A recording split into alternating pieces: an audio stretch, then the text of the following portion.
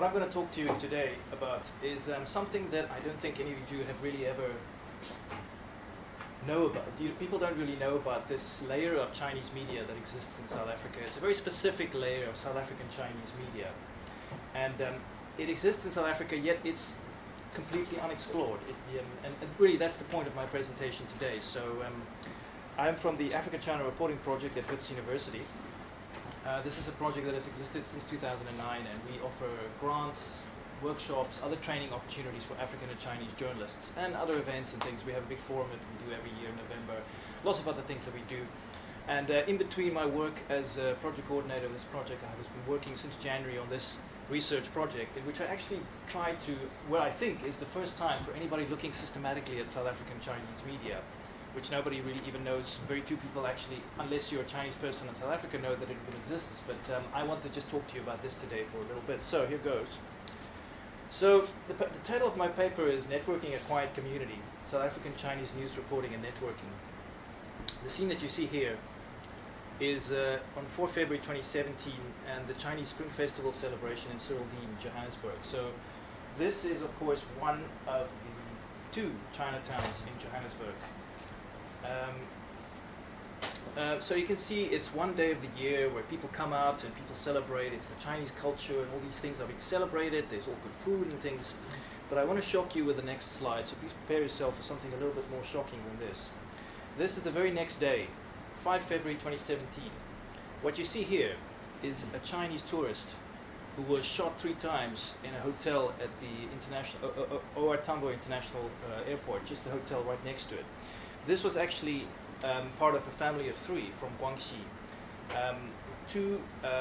The wife and the daughter were both shot in the head, and this one, this is the father. He was shot in the chest. You can see the bullet there, bullet wound, the abdomen, and in the leg. And this actually was a really brazen late night. It was just before midnight. 3 robbers just burst into the lobby and just started shooting and grabbing stuff, and it was really quite a horrific scene. I show you this because for a big part, for a lot of people in South Africa, the Chinese community in South Africa, a really big issue for them is safety and security. We all know that South Africa has a crime and safety problem. So a lot of this Chinese community, a lot of this paper is how this local Chinese community have responded to this problem and actually have found innovative solutions to deal with this problem, and that really is a big part of the organization of this local community. Right. So in that same vein, I want to show you quickly a video here. This is only about 90 seconds. This video is CCTV4, and this is their international channel, CCTV's international Chinese channel, the Chinese television network, of course.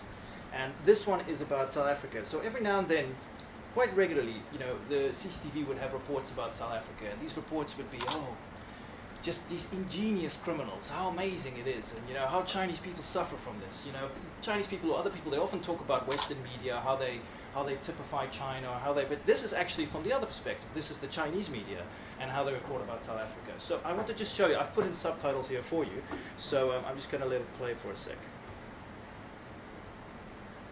视线再转向南非，来看，照片上呢是一个监控摄像头，您再仔细看，这个摄像头啊被黑漆是完全给封住了，根本看不清摄影的影像。其实呢，不仅是这一个摄像头，在约翰内斯堡市内的一家华人商城，所有的监控摄像头都被恶意的涂抹，并且商场多家店铺还遭遇到了歹徒的偷盗。其中2家中国商人的店铺呢，有大批的存货被盗走，数千条牛仔裤被一扫而空，一些商家损失高达40多万元人民币。一位华商告诉我们，歹徒啊非常熟悉商场的情况，他们从后门进入，轻松制服了保安。因此，一些店主推测，这一次盗窃案很可能是由内部人来接应。在这里，我们也提醒当地华商务必要保管好店内的贵重财物，大量存货也最好能够分批的储藏。切勿与他人交流关于店内钱财货物的信息。 So what you see here is a very familiar story. Ingenious criminals, brazen attacks, theft of Chinese goods, an inside job. You know, these are things that you see regularly. So here's what I basically set out to do. Sorry, that's the next slide. So just after the attack, this is a bit to explain why they are the quiet community. Just after the attack mentioned in my previous slide at the hotel, there appeared an editorial in South African Chinese media by a person who's already been living in, a Chinese person. Now this is local Chinese media. I'll get to that in a bit more detail just now. But just after this attack, this person wrote this editorial on a local Chinese news website. And basically what they said was, they were just at a loss. How do you explain another very violent attack on Chinese people in South Africa? And this person said, South Africa is such a beautiful country, but it's just in the hands of the wrong people. Just wicked people in this country. They do terrible things. And this person said, the only day in the whole year when Chinese people can have some peace, when they can walk comfortably on the street, is on Spring Festival, the first picture of the slideshow. For the other 364 days in South Africa, it's all just, the Chinese expression there, watch 6 roads and ears listen in all directions. You just constantly need to be on the watch. Who's behind you? Who's trying to get you? You've got to be just constantly on the watch. So just a few days after that shooting, 3 days to be exact, Xinhua published again the 7 no's.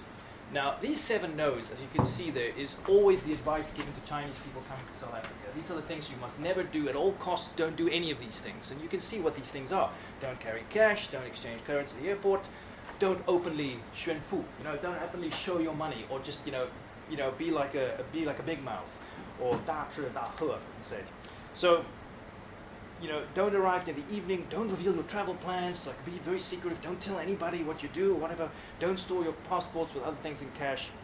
So the point of all this is to say, this is in addition to what some people might call the traditional taciturn nature of the Chinese, where they don't speak openly and loud mouths, that's probably not the nature, so the obvious line about this is that Chinese people in South Africa should not attract unwanted attention, Don't, especially not unwanted attention. Keep a low profile, stay out of harm's way, because that slide that I just showed you, that's happened. That might happen to those people who don't stay out of harm's way. So, hence the explanation of a quiet community. Obviously, this is a quiet community only looking at it from the outside. If you're on the inside, it's not really so quiet at all. So I'm going to get to that right now. But for me, as a South African person, I can tell you very much that in the South African context, it's a very quiet community. We hardly ever know about them unless there is the Spring Festival or something like that. From the outside, they may appear like a very quiet community. But they are still the largest Chinese community in Africa. There could be at least about 350,000 Chinese in South Africa, possibly more.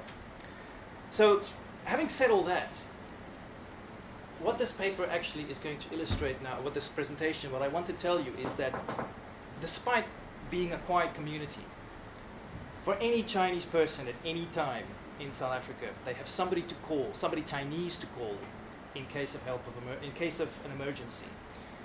A significant achievement by the Chinese community has been the Chinese Community and Police Cooperation Center.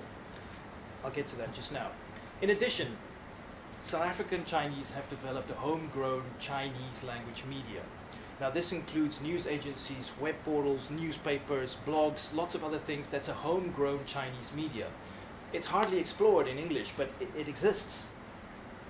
As I said, it's quiet only from the outside. It's actually a really vibrant community, and it has a mouthpiece. It has a media that reports in its own language, and it reports amazing things about the local Chinese community. If you actually read this, there's amazing things that can actually come out of this. It's really an unexplored resource. So here's a quick example of local South African Chinese media. African Times is a web agency and a newspaper. It's published in Cyril Dean and a few other places. Feijo Shibao. There's a few other Chinese newspapers as well, but their print runs are probably quite small. They don't really have a huge print run. So there's the China African News, Overseas Chinese News, and there's also Oriental Post, which Li Hangwei is going to talk about more in her presentation. That's not really a South African Chinese media. It's published in Botswana. It's a private Chinese company. So web portals and news media, there's the South African Chinese Network, Nanfe Huaren, and there's African Times, Nanfe. There's several other web portals I actually need to move on. So here's what I did in this paper. My original idea was to look at one full year of South African Chinese media, but I soon realized that that's complete madness. There's just not enough time to do that. So what I actually ended up doing is looking at 6 months of South African Chinese media. And even that was a little mad, but probably I am a little mad. So January to June 2017 was my primary focus. I looked at those 2 sources, which is African Times, and especially their foreign Toutiao sort of web app for news about the South African Chinese community, and the South African Chinese Network. I looked at about, the core basis of my study was 530 posts published on those two, but I also studied several other things. I also spoke to some, I knew in my time as working for this project, I actually knew some South African Chinese journalists, and I was able to connect with them quite substantially, and this really was very useful for me. So I know time is passing. So what I did by looking at all this media is to actually develop a picture about this local community. I thought, if I go and look at this Chinese media and go and analyze everything that they say, everything that they report, I'll be able to really get an unprecedented, clear, complex picture about the South African community and what it actually says. So here's a few slides about some notable South African Chinese associations that are reported on quite extensively in this South African Chinese media. The Chinese Association was actually now already 115 years old. That's how old the community is actually in South Africa. We're older than that as well. It goes back a long, long way. This meeting here, you see, it was 18 February 2017. This is actually a whole other story, but because there was a documentary that was aired on South African TV about donkey skins, and this was suddenly, now after this, there was this huge anti-Chinese sentiment expressed on social media, and it was really a terrible thing. Here you see the members of this 115-year-old institution meeting in Johannesburg and saying, we are just as outraged as you are, as all the other South Africans are about this issue. Why should we be, tainted all with the same brush? Why should we all suffer the same fate? Because, we're not involved in these things. Certain individuals are, but not us. So this is one thing. I'm going to run through this quickly. I don't have a lot of time. Here you see Jacob Zuma's sixth wife. This was in 4 March 2017. This is Jacob Zuma's sixth wife, First Lady, and this is an event that she held with the All Africa Chinese Women's Association. I think they're about 10, 12 years old. I want with these few slides just to give you a very quick overview of a very vibrant community, quiet from the outside, but actually very vibrant. The All Africa Association for Peaceful Reunification of China. This to me was a little bit slightly more murky association. It's not always so easy to establish exactly how do they work. Maybe some other people who do research on this kind of thing can tell us more. But here you see a short article that appeared in the Star newspaper on 17 February, strongly condemning the Tshwane, it's a big city in South Africa. The mayor of Tshwane visited Taiwan on a private business trip in December 2016. And here is an article that appeared in this media about condemning this mayor. It only said it is mysterious. It's in the name of the 300,000 South African Chinese, and so this All Africa Association for Peaceful Reunification of China, it seems to be under the United Workfront Department of the Communist Party, or at least the Chinese government. This has about 20 to 30 offices around Africa. There's 5 in South Africa. Really interesting topic, but I couldn't really go into this in great detail. I'm going to skip over this just quickly. There's a lot of these region-based societies, like for example, people from a certain region would form this association in South Africa, would support each other, would do all kinds of these things. A lot of them from Fujian. There's a lot of business associations, chambers of commerce, there's charity organizations. It really is an incredibly vibrant community with lots and lots of things happening. Really old associations like the Transvaal Overseas Chinese Association. It's still called that even though Transvaal has long since stopped existing. And really new ones, like the Beijing Institute of Technology. These things are, this community is at the forefront of really rapidly expanding South Africa-China relations. And it's really interesting in that context. A few other interesting individuals. Wang Zhegang is an embassy police liaison officer. He's the one there in the middle. And here you see him talking to South African police in 26 February 2017, where Chinese nationals were actually kidnapped in Johannesburg. And then along with him, he's a guy that operates on the ground. He has a very interesting story to tell, I'm sure. He's been working in South Africa since about 2013, and he would liaise directly with the police. And on the ground, he would do things, he'd be on the ground. Here you see another individual, Michael Sun. Now, Michael Sun, when the Democratic Alliance, South African political party, won the election for Johannesburg a couple of years back, Michael Sun was appointed as the MMC, Member for Mayoral Council for Safety and Security. Here you can see, here he has a meeting with Wang Zhegang. And this was actually at a ceremony to welcome back a few South African police officers who did training in China. So I have to move on, unfortunately. So 2 individuals play a very prominent role in this the Police Cooperation Center that I mentioned earlier. So I talked about the crime, and the major issue for the Chinese community is staying safe, staying alive, staying safe. one of the things that they have done, the most prominent one, is what I just mentioned, the Chinese Community Police and Cooperation Center, which is actually based on the model of a community police forum in South Africa, where the community and the police can actually meet together, discuss community policing issues. But the Chinese took this thing and just ran with it. They now have 13 offices around the country of this Community Police Cooperation Center. These two individuals, Li Xinzhu and Wu Shaokang, are actually, Wu Shaokang is third from the right, you see in this picture. So these two individuals have both lived in South Africa from the mid-1990s, from the early 1990s. And each one has his own idea of how the Chinese community in South Africa can play a good role, how better they can integrate into the community. For Li Xinzhu, you have to, he says, he believed, and this is how he operated, the Chinese community must give something back to society, accumulate goodwill.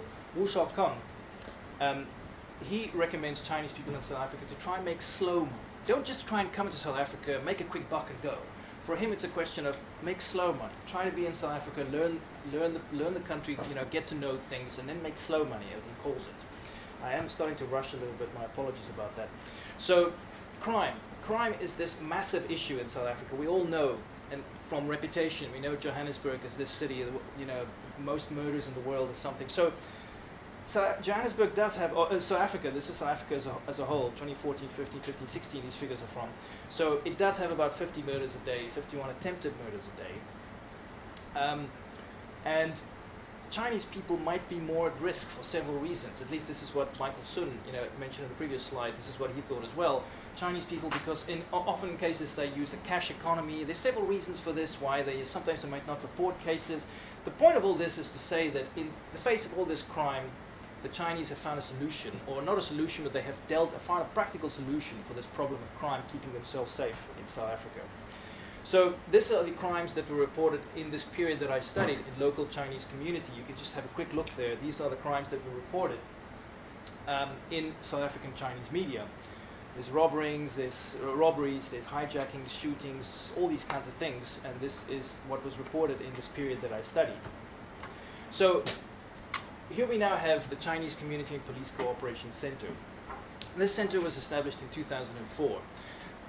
There was this big discussion at that time, because at that time supposedly about 20 Chinese people were murdered every year in South Africa.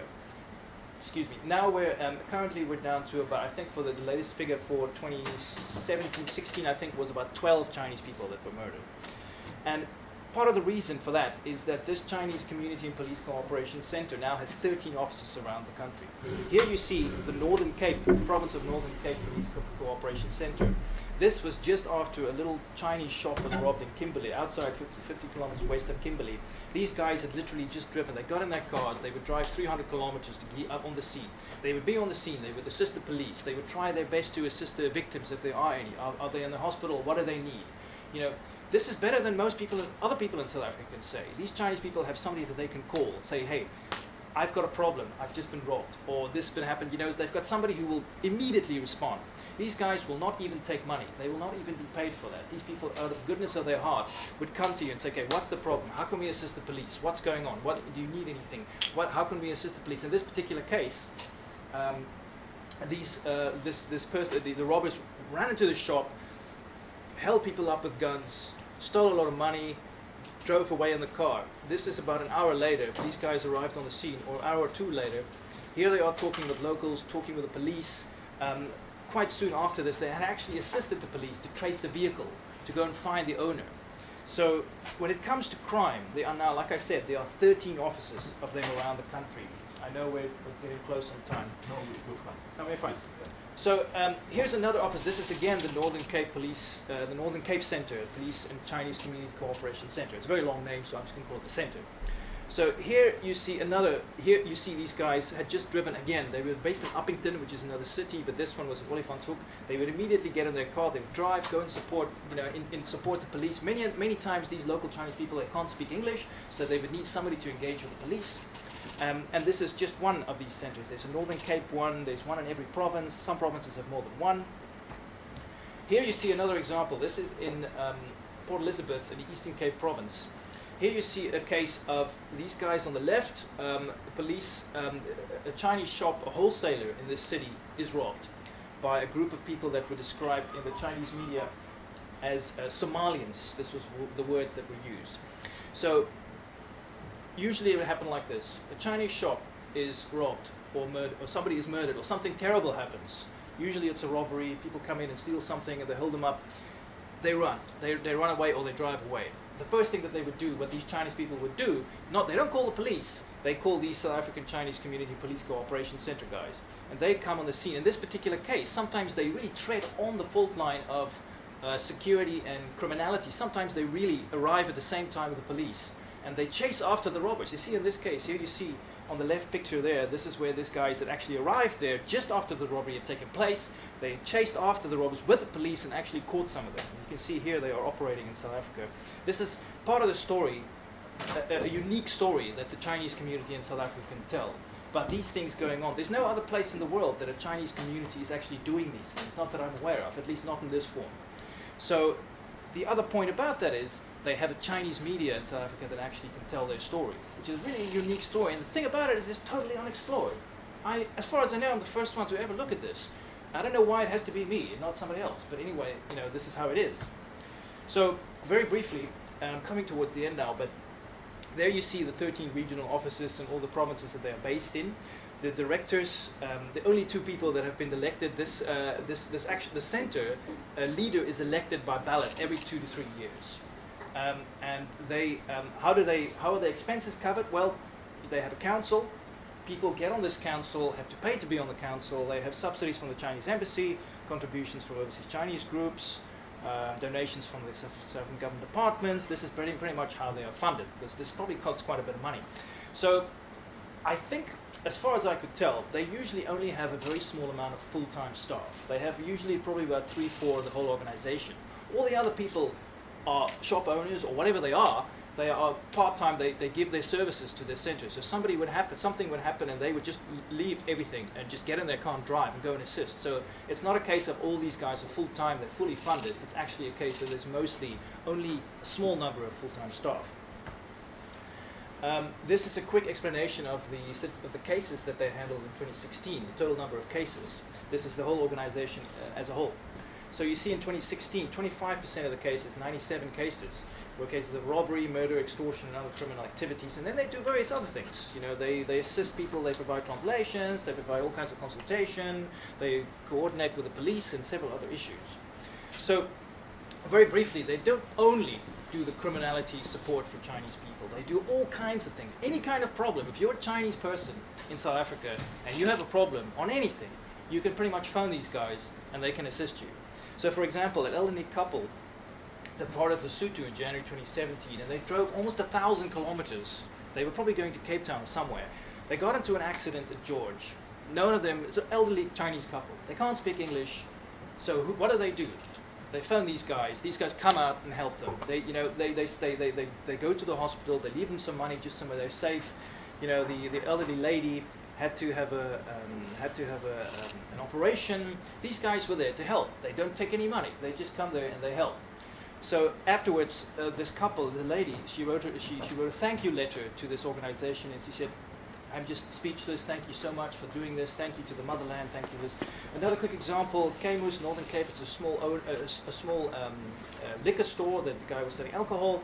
This Chinese shop owner found himself constantly being plagued by these white police officers who would come in and just look at his shop and say, "Okay, this isn't in order. What about this? This is not right. What about a fine? Give us." They would just keep on doing this, and this guy eventually thought he wants to give up and go back to China. But he found these guys eventually. He found the Northern Cape Center, and these guys came and solved his problem. So what they are first responders and problem solvers. So any kind of problem that you have for the Chinese community in South Africa, you've got somebody to call, which is actually a very interesting situation. Or another example, when somebody dies unexpectedly, the center would be there, and they would be the first to notify the next of kin in China or wherever. They would be there. They play an incredible role in society, and yet for South African people, nobody knows anything about this. Nobody knows what's going on. Nobody knows. I hope after this somebody knows. Here is a quick photo. This you see here is a visit by the Chinese Affairs Office of the Shanghai Municipal People's Government. This is the office of the center in Johannesburg in Cyril Dean. You can see there Wu Shaokang is sort of there towards the middle. 1, 2, 3, 4, 5, 6 on the left. That was just a shot of them they regularly, there's really strong links between this organization and other organizations in mainland China, who they would regularly undertake visits to mainland China, or they would receive delegations from mainland China. This is my second last slide, so I'm almost done. But just a few other things that came out of my study of this South African Chinese media. This Police Cooperation Center was not the only response that Chinese people have towards dealing with crime and criminality. There's now a lot of private security companies, Chinese private security companies operating in South Africa. These are just some examples. Lu Liran, Chen Xiaohua, these are all young Chinese men.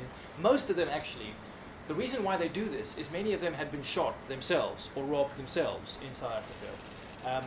Like this guy, Chen Bin. He says, if you haven't been robbed in South Africa, you haven't really been there yet. Which is, as a South African, it's really a bit, I can say it's a bit unfortunate and a bit tragic, but anyway, that's what he said. At least he's trying to do something about it.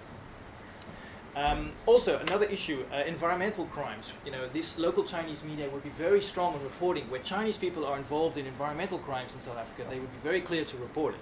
So Chinese people are arrested for possessing illegal wildlife products, pangolins, pangolin scales, rhino horn, ivory, pangolin. And sometimes there's also facilities being set up in South Africa where these people actually process the rhino horn. So every now and then these would be busted, these people would be in jail. And the whole other story, this thing about the abalone, Baoyu in South Africa, this is a whole other story, incredibly complicated story what's going on in Cape Town. There are gangs there, there's drugs involved, there's all kinds of things involved, and sometimes there are Chinese people involved as well in this situation. For example, in May 2017 there was a huge explosion, a gas cylinder exploded in a Cape Town apartment.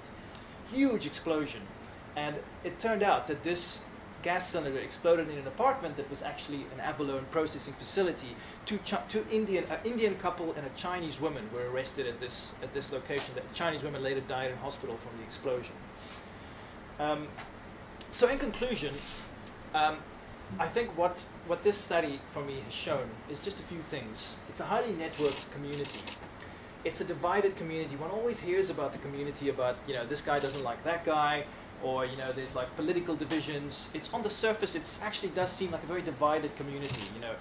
For example, and I don't know this myself, but I have, you know, apparently this is the situation. Wu Shaokang and Li Xingzhu, the two persons that I mentioned previously, apparently they don't like each other, or they don't talk to each other, or something like that. There's these divisions in the community.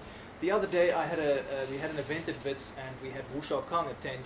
And I'm very happy now that I can call him my friend now. I've got him on WeChat, so I was able to, you know, we were able to connect. I don't know if this now means that my chance of friends with Li Xingzhu is now gone. I can't be friends with him or not. I don't know. But I think what this research of mine have shown is that, yes, it's a divided community, but man, these people have actually found a way to deal with problems in South Africa. They found a way to actually establish support structures. They're finding practical solutions to problems. And this is the fascinating story. This is the fascinating story about this largest Chinese community in Africa, really unique approach to doing things and actually finding solutions about it. It actually is a vibrant Chinese community. The number of associations is enormous. There's really a lot of them in South Africa. There's a lot of things going on. Strong links to the mainland. I think that's very clear. But from the outside, it looks like a quiet community. But actually it's not. But actually it is. So what the other thing is also, there's a homegrown but totally unexplored South African Chinese media. This is like a wall. There's a wall between them and the rest of the country because, well, I guess nobody speaks Chinese. Luckily I do. I was able to look into this, but other people don't. So there's this big Chinese media that's actually, there's this big amount of material that is being reported on the South African Chinese media, but it's not reported anywhere else. It's actually a fascinating record of the local Chinese community, yet it's totally unexplored.